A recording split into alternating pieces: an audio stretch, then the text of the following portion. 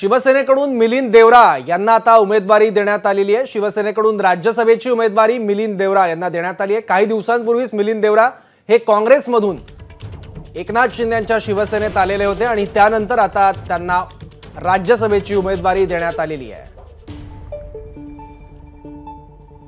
याबद्दल आणखी माहिती घेऊ, आपले प्रतिनिधी अक्षय भाटकर आता आपल्या सोबत आहेत। अक्षय, नेमका काय हेतू असू शकतो मिलिंद देवरा यांना राज्यसभेची उमेदवारी देण्यामागे?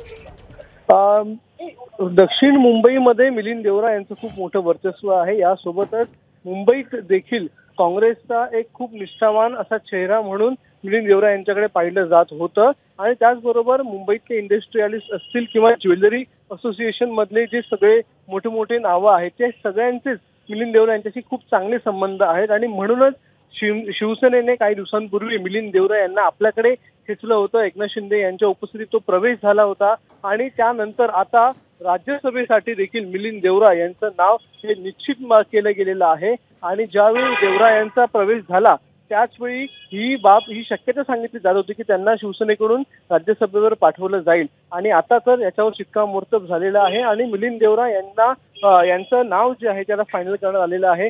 उद्या मिलिंद देवरा हे आपला उमेदवारी अर्ज भरणार आहेत आणि त्यानंतर निवडणूक होईल राज्यसभेच्या या 6 जागांसाठी। 4 जागा ज्या आहेत त्या भाजपकडे, एक जागा अजित पवार आणि शिंदे गटाकडे आली होती। त्यानुसार आता एकनाथ शिंदे यांच्या गटाकडून शिवसेनेकडून मिलिंद देवरा यांचं नाव निश्चित झालेलं आहे आणि याचं थोड्याच वेळात एकनाथ शिंदे देखील या संदर्भामध्ये। धन्यवाद अक्षय या सगळ्या महत्त्वाच्या माहितीबद्दल।